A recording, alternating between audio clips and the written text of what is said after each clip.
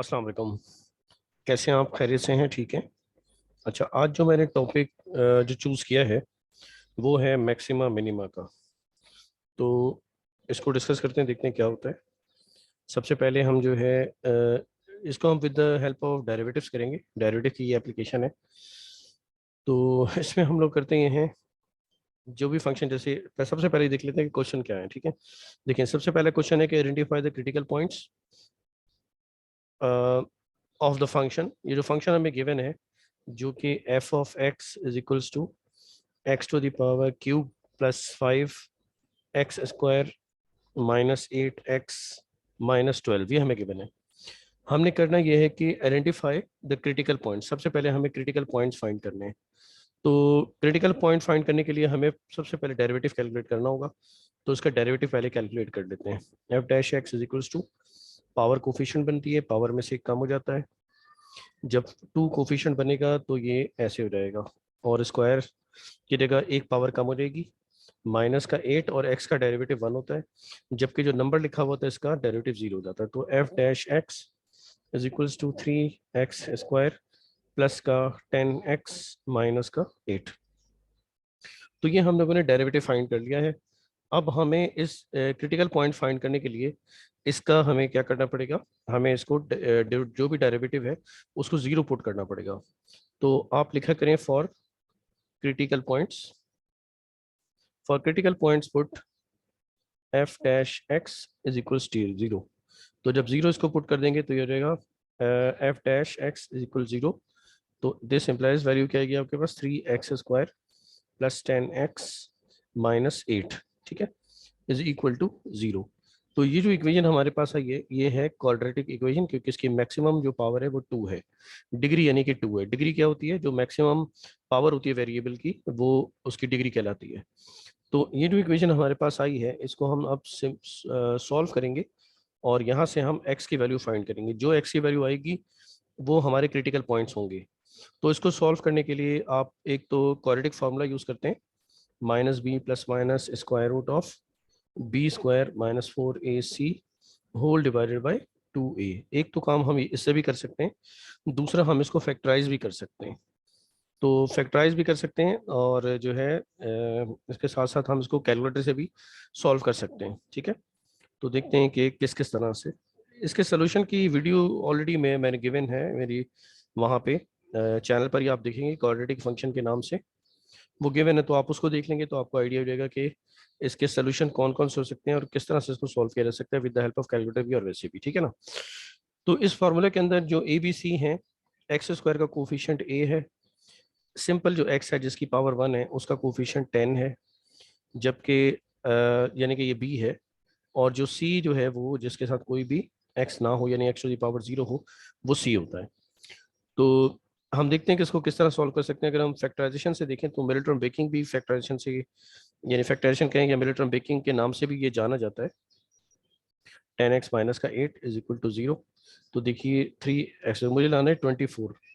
तो 24 जो है अगर हम देखें तो 12 एक्स और माइनस का 2 एक्स अगर मैं करूं तो 12 टू द 24 हो जाएगा। जब मैं इनको ऐड करूंगा तो मेरे पास प्लस का 10 आएगा। ठीक है, तो ये इसके पॉसिबल फैक्टर हो सकते हैं। तो देखते हैं, यहाँ से आप 3 एक्स कॉमन ले लें तो आपके पास कितनी वैल्यू आएगी, एक्स प्लस का 4। यहाँ से आप 2 कॉमन लें तो आपके पास आएगा x plus 4 is equal to 0। तो आपके पास क्योंकि दोनों जो इसके जो फैक्टर्स हैं, यानी जो ब्रैकेट्स के अंदर जो वैल्यूज हैं वो सेम आई है, तो उसमें फैक्टराइजेशन बिल्कुल ठीक हुई है। तो 3 एक्स माइनस का 2 और x plus 4 is equal to 0। हमारे पास इसके जो हैं इसके रूट्स आएंगे, दूसरे लफ्जों में इसको रूट्स भी कहते हैं। तो इसको हम फर्दर 1/1 0 के इक्वेट कर लेंगे, क्योंकि इनका प्रोडक्ट 0 है तो इसका मतलब दोनों में से कोई भी 0 है या दोनों 0 हैं। तो इसी प्रॉपर्टी को यूज करते हुए यहाँ से x की वैल्यू आएगी 2/3, और यहाँ से आपके पास x की वैल्यू -4 आ जाएगी। अब देखिए ये जो आपके पास क्रिटिकल वैल्यूज आई हैं, यानी x की वैल्यूज आई हैं, अब इनको पॉइंट अगर हम कहेंगे तो हमें क्या करना पड़ेगा, जो ओरिजिनल फंक्शन था उसके अंदर हमें ये वैल्यू पुट करनी पड़ेगी। जैसे कि क्योंकि आप देखिए ना, आपके पास जब कोई भी x होता है तो दूसरा आपके पास y भी होता है, ठीक है। ये जो f ऑफ x है असल में वो क्या चीज़ है, आप इसको y भी कह सकते हैं, ये जो f ऑफ x है। तो इसलिए x तो हमारे पास आगे, y हमारे पास नहीं है। तो आप क्या करें कि 2/3 पर आप y कैलकुलेट करें और उसको यहाँ लिखें, यहाँ पर। और दूसरा आप कैलकुलेट करें -4 के ऊपर एफ ऑफ एक्स के अंदर, एफ ऑफ एक्स से -4 भी कैलकुलेट कर लेंगे, यानी एक दफ़ा आप एफ -4 कैलकुलेट करें और एफ 2/3 की वैल्यू भी कैलकुलेट करेंगे। ये दोनों वैल्यूज आपको पुट करके इसको एक ऑर्डर पेयर के अंदर लिखना है, यानी एक्स आपके पास गिवन है तो वाई भी गिवन होना चाहिए, ठीक है, यानी होना चाहिए। तो इसके लिए आप कैलकुलेटर से भी सॉल्व कर सकते हैं इसको। जैसे कि कैलकुलेटर मेरे पास है, एक वैल्यू मैं आपको कैलकुलेट करा देता हूँ, दूसरी वैल्यू आप खुद कैलकुलेट कर लीजिएगा। तो जो पहली वैल्यू है मैं आपको कैलकुलेट करवा रहा हूँ, ठीक है। यानी 2 और 3 वाली वैल्यू अगर मैं कैलकुलेट कराऊं, तो देखिए आपके पास है x⁻3। तो मैं ब्रैकेट ओपन कर लूं और यहाँ पे क्योंकि वैल्यू मेरे पास 2/3 है, तो 2/3, और यहाँ से फिर मैं ब्रैकेट क्लोज करके इसके ऊपर पावर 3 ले लूँ, ठीक है। ये पावर में यहाँ पे 3, क्योंकि x⁻3 है ना फंक्शन के अंदर। फिर है आपके पास प्लस का 5x², तो प्लस आपके पास यहाँ आएगा प्लस, एक मिनट रुके, प्लस आया और फिर 5x²। तो x² में अगेन आप ब्रैकेट ओपन करके और फ्रैक्शन में, क्योंकि वैल्यू हमारे पास है 2/3, तो आप इसके अंदर पुट कर दें और यहाँ पे ब्रैकेट क्लोज करके स्क्वायर कर दें इसका, ऐसे, ठीक है। ये x की वैल्यू मैंने पुट करता जा रहा हूँ फंक्शन के अंदर। माइनस का 8x आपके पास आएगा 8, इसको मल्टीप्लाई कर दें आप 2/3 से, तो ये 2/3 से मल्टीप्लाई होगा 2/3, ठीक है। अब आपके पास है माइनस का 12, तो आप लिखिए माइनस और यहाँ पुट कर दें 12। ये आप मैनुअली भी कर सकते हैं, लेकिन क्योंकि कैलकुलेटर तो है आपके पास, तो आप कैलकुलेटर से भी सॉल्व इसको कर सकते हैं। तो आपकी वैल्यू आ रही है 14.48, सॉरी 14.8148। ये 4 डेसिमल तक मैंने वैल्यू ली हुई है। तो माइनस का 14.8148, 8148, ठीक है। तो ये आपके पास वैल्यू आ गई है y की, जब आपने x की वैल्यू उसे दे दी। क्लियर। अब ये वाली वैल्यू आप खुद फाइंड कीजिएगा, ठीक है। तो ये हमारे पास क्रिटिकल पॉइंट्स आ जाएंगे। तो 2 क्रिटिकल पॉइंट्स यानी हमारे पास आ गए दोनों x की वैल्यूज के ऊपर, ठीक है, ये हमारे पास आ गए। अब हम आगे बढ़ते हैं इन्हीं क्रिटिकल पॉइंट्स में। जो क्वेश्चन का पार्ट, नेक्स्ट पार्ट है, उस क्वेश्चन में हम लोगों से क्या पूछा था, पहले तो कहा था कि आप क्रिटिकल पॉइंट फाइंड करें। ये देखिए आइडेंटिफाई द क्रिटिकल पॉइंट्स, वो हमने आइडेंटिफाई इनको कर दिया, बता दिया, ठीक है।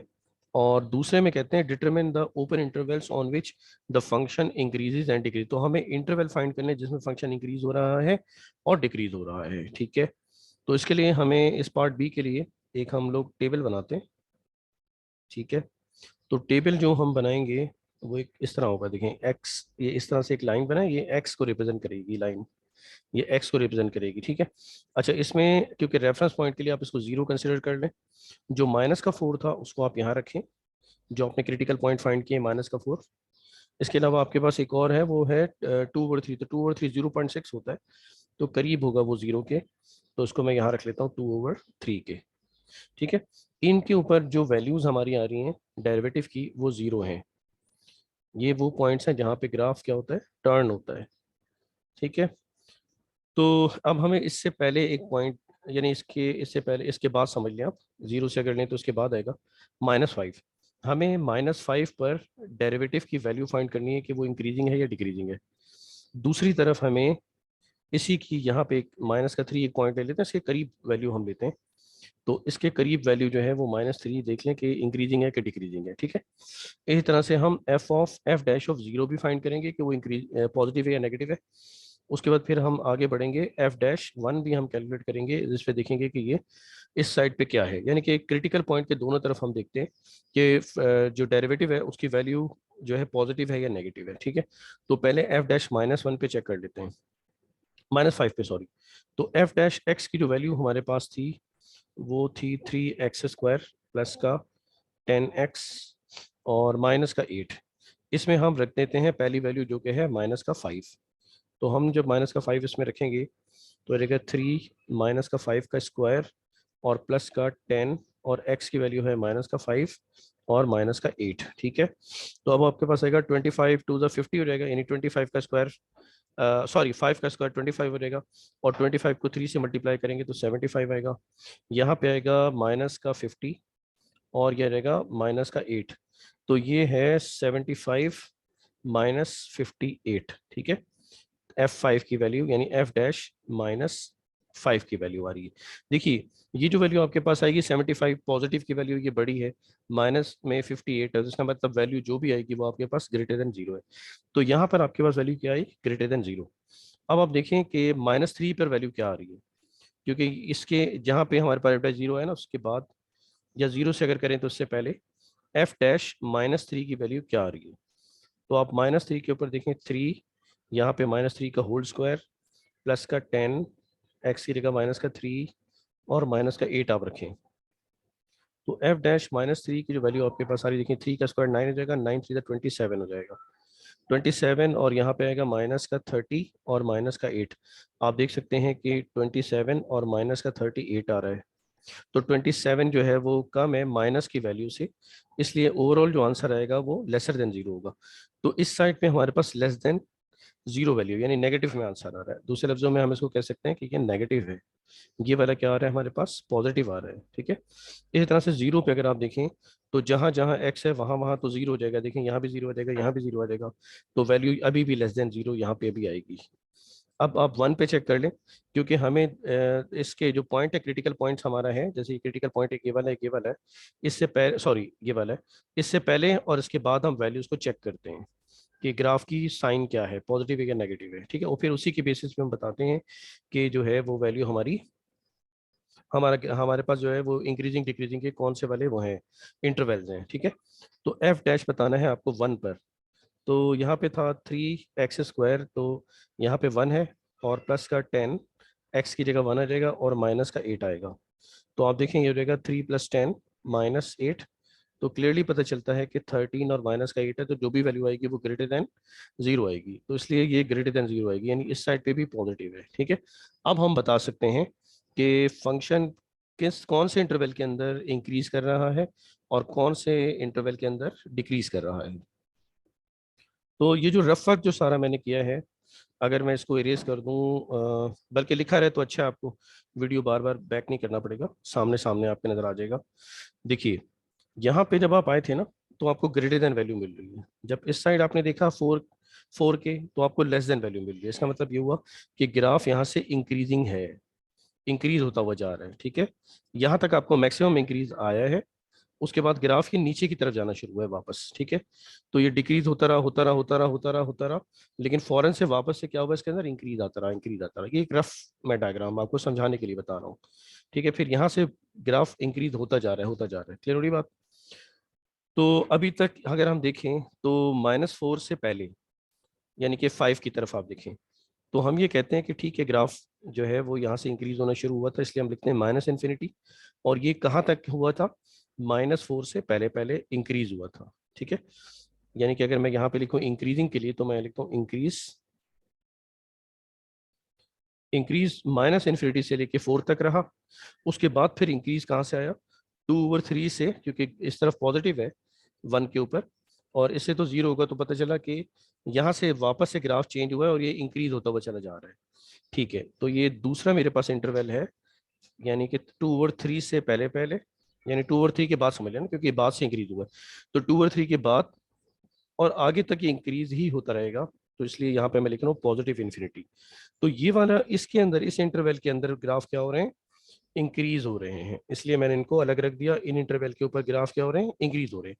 अब देखते हैं कि डिक्रीजिंग कहाँ से स्टार्ट हुआ है ग्राफ। तो डिक्रीजिंग के लिए जब मैं लिखूंगा, तो आप देख सकते हैं कि 4 के बाद, यानी जैसे -4 लिखा था ना, -4 से यानी 0 अगर रख लें, तो -4 से जैसे हम इस तरफ आ रहे हैं तो ग्राफ डिक्रीज होता हुआ चला आ रहा है। ये हमें कैसे पता चल रहा है, क्योंकि डेरिवेटिव की वैल्यू -3 के ऊपर लेस देन 0 आई है, इसी तरह से 0 के ऊपर भी लेस देन 0 आई है, तो उसका मतलब ये डिक्रीज हुआ है। तो डिक्रीज कहाँ से कहाँ हुआ है, 4 से लेके -4 से, -4 इंक्लूडेड नहीं है क्योंकि ये ओपन इंटरवल है, ठीक है। और कहाँ तक, 2/3 से पहले पहले, यानी ये दोनों वैल्यू इंक्लूडेड नहीं होती। तो ये हमारे पास आ गया कि यहाँ से यहाँ तक डिक्रीज हो रहा है, ठीक है। तो ये हमारे बी के आंसर आ गए हैं। बी पार्ट हमारा इस ग्राफ से लेके और पूरा यहाँ तक है, ठीक है। तो ये बी का आंसर है हमारे पास। अब हम बढ़ते हैं कि उन्होंने आगे क्या पूछा है, पार्ट सी के अंदर क्या पूछा हुआ है। तो देखते हैं कि पार्ट सी के अंदर वो क्या पूछ रहे हैं। पार्ट सी के अंदर वो कह रहे हैं कि क्लासिफाई, यानी कि वो कहते हैं कि classify the critical points. Critical points को हमें क्या करना है, क्लासिफाई करना है। किस तरह क्लासिफाई करना है, एस रिलेटिव मैक्सिमम्स, यानी मैक्सिमम में बताना है कौन सा पॉइंट मैक्सिमा है। दूसरा रिलेटिव मिनिमा, यानी कौन सा पॉइंट इन दोनों में से मिनिमा है या फिर कोई भी नहीं है, यानी इधर सॉरी और नीदर, यानी कोई भी इनमें मैक्सिमा या मिनिमा नहीं है तो उसको हम कहेंगे नीदर।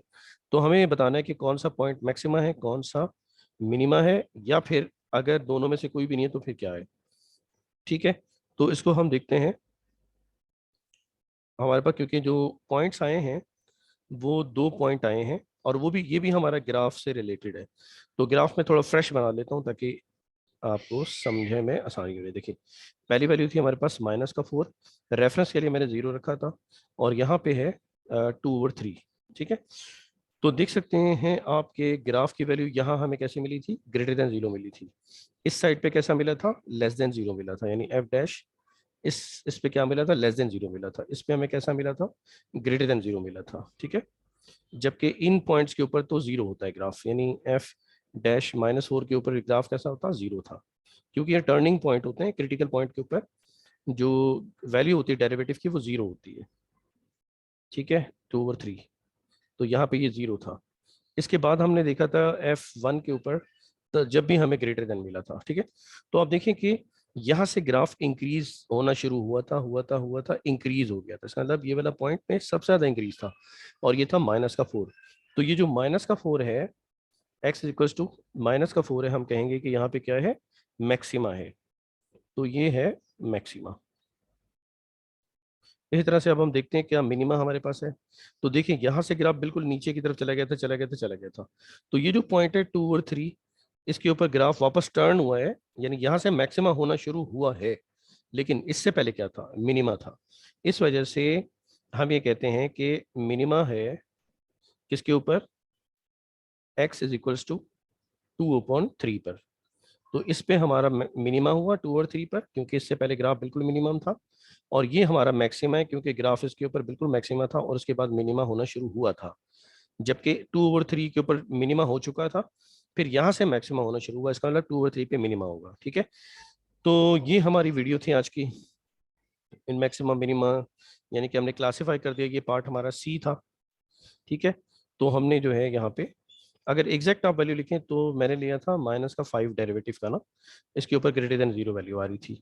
यहाँ पे मैंने लिया था f डैश -3, इसके ऊपर <0 आई थी। इसी तरह से मैंने 0 लिया था, इसके ऊपर भी <0 था, जबकि 1 के ऊपर >0 था। तो ये हमारा पूरा जो बाउंड्री है ये वाली सारी, इसके ऊपर पूरा मिनिमा रहा है। मिनिमा कहाँ से स्टार्ट हुआ था, -4 के बाद यहाँ से मिनिमा स्टार्ट हुआ था, तो बिल्कुल मिनिमा हो गया। फिर उसके बाद वापस से मैक्सिमम आना शुरू हुआ था, ठीक है।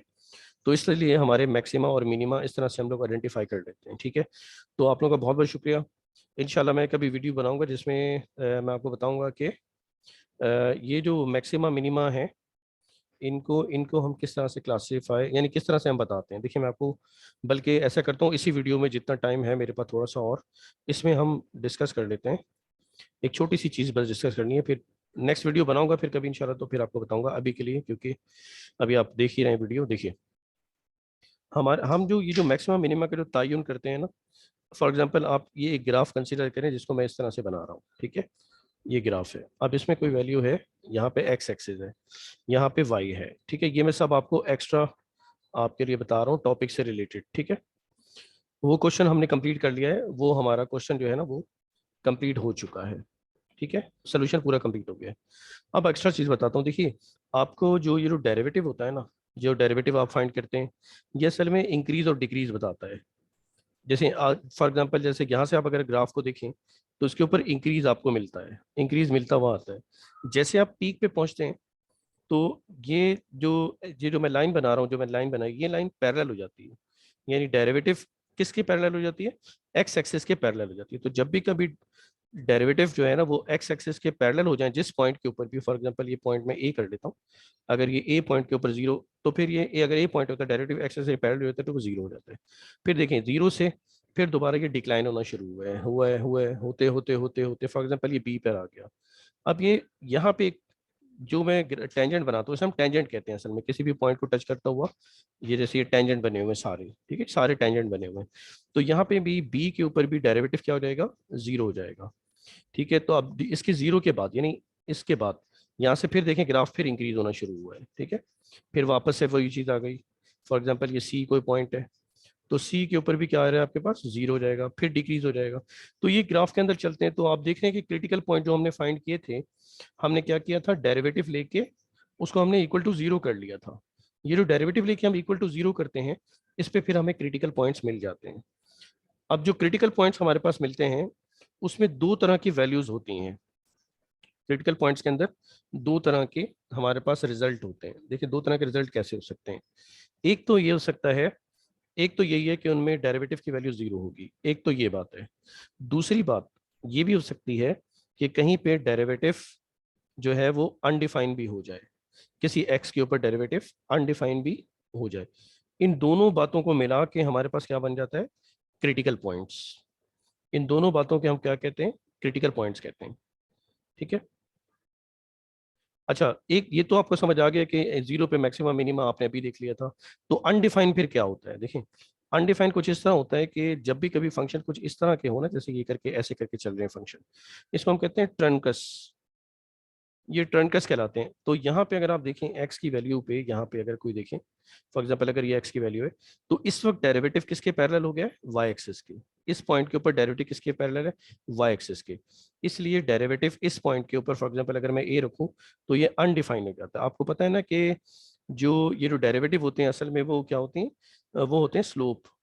आप स्लोप फाइंड करते हैं असल में। ठीक है, तो स्लोप कभी पैरेलल हो जाए एक्स एक्सिस के, एक्स एक्सिस के कभी पैरेलल हो जाए तो फिर ये जीरो हो जाता है।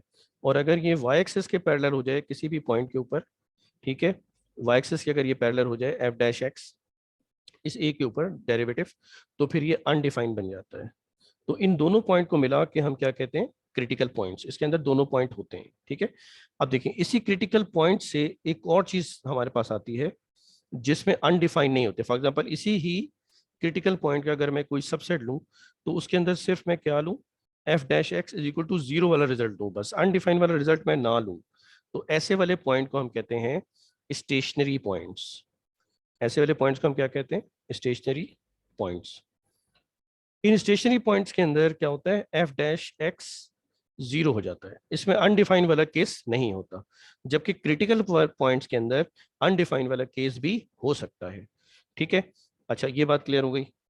अब इसी के अंदर इसी स्टेशनरी पॉइंट के अंदर एक और पॉइंट होता है जिसमें डेरिवेटिव की वैल्यू यानी चेंज नहीं होती। फॉर एग्जांपल जैसे कि मैं एक कर्व लूं, ऐसे करके एक कर्व लेता हूं, ये वाला डिपेंड करता है कि फंक्शन किस तरह का है ना। देखिए कॉन्केविटी चेंज तो हो रही है, एफ डैश एक्स जीरो तो है लेकिन इंक्रीजिंग डिक्रीजिंग नहीं है फंक्शन। हाँ, फंक्शन में चेंज नहीं आ रहा, आप यूं इंक्रीजिंग डिक्रीजिंग तो हो सकता है लेकिन फंक्शन में चेंज नहीं आ रहा। देखें यहाँ से अगर मैं इसको जीरो लूं तो पता चलता है कि यहाँ से फंक्शन इंक्रीज होता चला जा रहा है, इंक्रीज होता चला जा रहा है। ठीक है, अब देखें इसके ऊपर चेंज होना चाहिए ना कनकैविटी को, जैसे आपने प्रीवियस रिजल्ट के अंदर देखा था ऐसे करके जो ग्राफ बने हुए थे, यहाँ पे ये जीरो होने के बाद यहाँ से डिक्रीज होना शुरू हो जाता था। लेकिन ऐसा नहीं है, यहाँ पे जब ये जीरो हो गया तो फिर भी इंक्रीज होता चला जाता है। तो इसका मतलब ये हुआ कि ये जो पॉइंट जिसके ऊपर ये जीरो हो रहा है इसकी बोथ द साइड क्या हो रहा है, इंक्रीज ये होना शुरू हो जाता है। तो ऐसे वाले पॉइंट को हम कहते हैं पॉइंट ऑफ इन्फ्लेक्शन, यानी इनके अंदर कोई चेंज नहीं आ रहा तो ये पॉइंट ऑफ इन्फ्लेक्शन कहलाते हैं, यानी इसके अंदर चेंज नहीं आता। ठीक है, इसी तरह से अगर मैं आपको डिक्रीजिंग दिखाऊं तो डिक्रीजिंग कुछ ऐसे करके बन जाएगा। देखिए यहाँ पे कोई एक बन जाएगा तो एफ डैश अगर आप देखें तो यहाँ से इंक्रीज होता हुआ चला जा रहा है। ठीक है, चेंज नहीं हुआ। अगर यहाँ पे लेंगे तो यहाँ भी आपको डिक्रीज मिलेगा, इस वैल्यू के बाद भी ना जब भी डिक्रीज मिलेगा।